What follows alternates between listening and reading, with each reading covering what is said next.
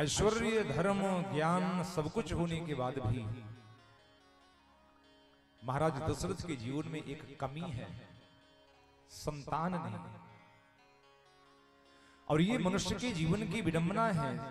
बहुत चीजें हों पर एक चीज ना हो तो हमारा ध्यान उस चीज में जाता है जो नहीं है। हम उसको तवज्जो नहीं देते हैं जो है, जो नहीं है उसमें हमारा ध्यान जाता रहता है। जीवन की कुछ कामनाएं होती हैं मनुष्यों की, हम जैसे लोगों की। सुत वित्त लोक ईशना तीनी केहकी मति इन कृत न मलिनी। कौन होगा इस संसार में जिसकी मति को मलिन नहीं किया किसने? इन कामनाओं ने।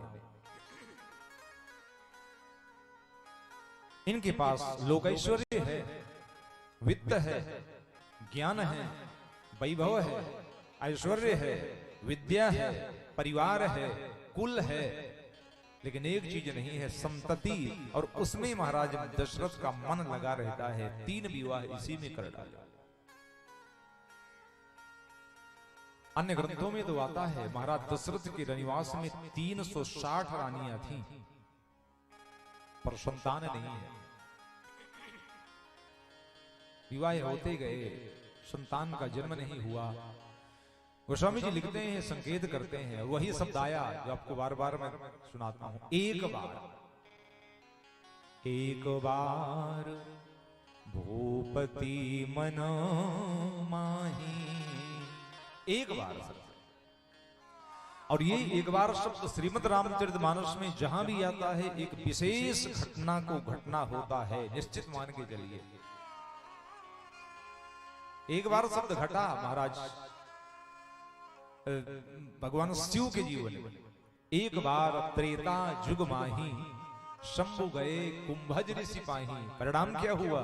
माता सती को जल करके भस्म होना पड़ा। देवर्षि नारद के जीवन में आया एक बार शब्द। एक बार करतल वर बीना गावत हरिगुण गान प्रवीणा। और परिणाम क्या हुआ? देवर्षि नारद को बंदर बनना पड़ा, भगवान को श्राप हुआ।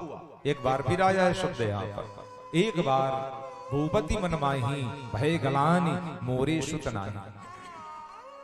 संतान नहीं है मेरे। और जहां मन में ग्लानि पैदा हुई, मन में जहां कष्ट पैदा हुआ, एक खेद पैदा हुआ, बस क्या किया? उठे और उठ करके पहुंच गए, तुरंत दौड़ करके कहा अपने गुरुदेव वशिष्ठ जी महाराज के पास।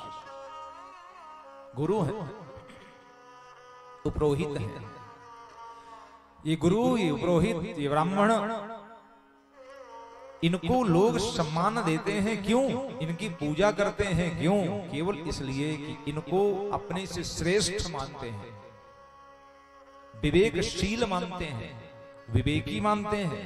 उनको लगता है हमारे जीवन के कष्ट को समाप्त करने में इनकी अहम भूमिका होती है, इसलिए इनका मान सम्मान होता है। कई कारण है ब्राह्मण के सम्मान के।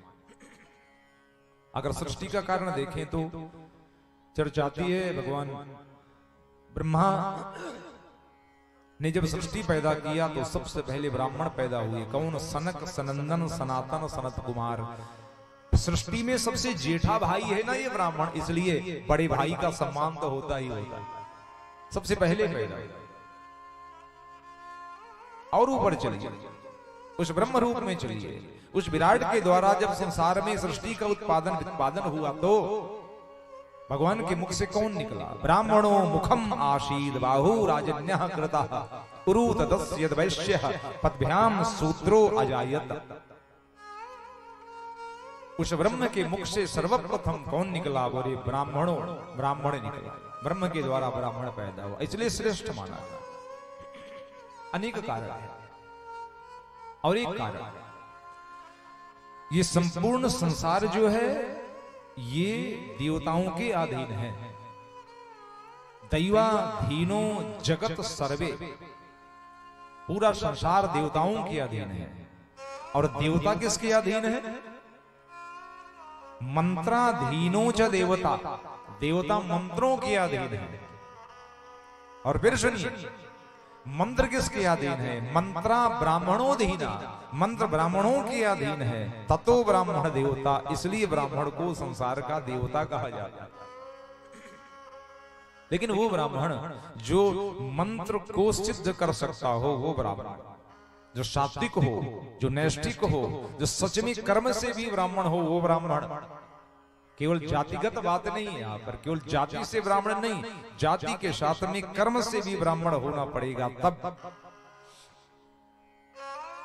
गुरु के पास गए, निवेदन किया, प्रणाम किया। गुरु गृह तुरंत गयो महिपाला, विशाल विनय किया, विशाल विनय। मुस्कुरा पड़े महाराज वशिष्ठ जी। क्या हुआ कौशलेंद्र?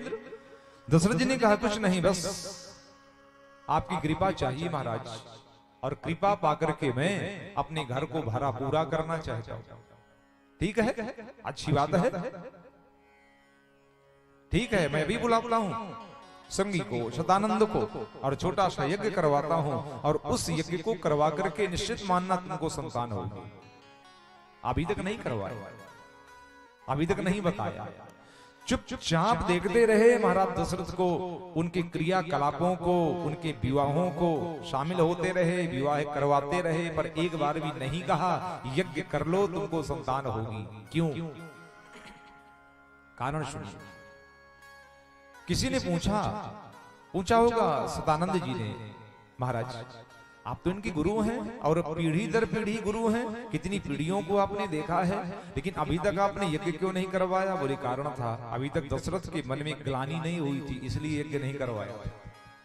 अब ग्लानि हो गई, अब इसका मन जो है वो संसार की उन भोग वासनाओं से अलग हट रहा है। अब लोहा गर्म है, अब हथौड़ा मारूंगा तो काम करेगा। अभी तक वासना में फंसे थे, संतान का बहाना लेकर के ये कितने कितने विवाह कर रहे थे, 360 विवाह इन्होंने किया।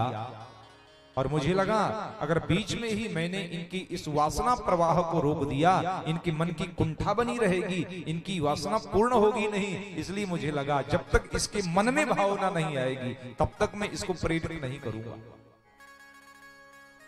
याद रखिए, जीवन की वासनाओं के वेग को रोक देना ये भी बहुत बड़ा नुकसान का कारण है। चिकित्सा विज्ञान भी इसको सिद्ध करता है, शरीर के वेगों को रोकना नहीं चाहिए।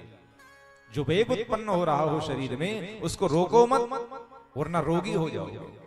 हाँ, वो अलग बात है, ऐसा कुछ किया जाए इस शरीर में वेग ही ना उत्पन्न हो तो ज्यादा अच्छा है, लेकिन वेग अगर उत्पन्न हो गया तो उस उत्पन्न वेग को रोकना मत, उसको कर देना, वरना शरीर में कुंठा पैदा हो जाएगी, डिप्रेशन के शिकार हो जाओगे।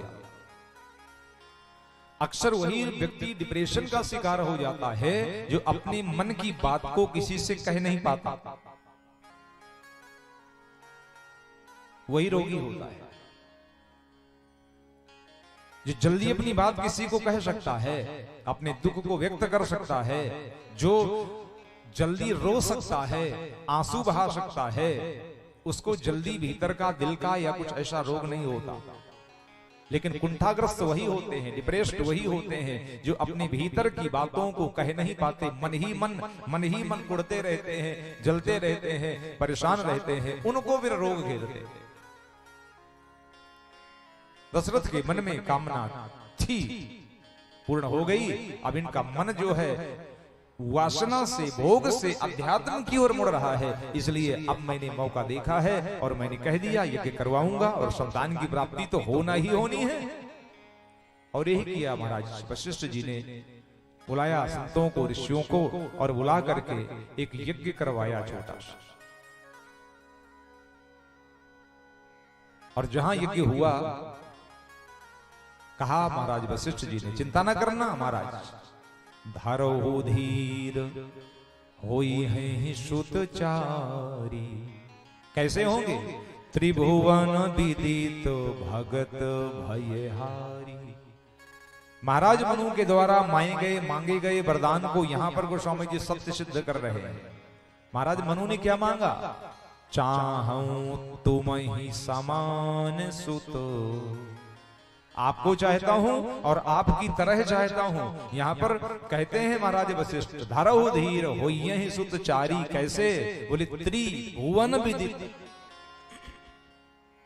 त्रि यानी तीन, चार होंगे,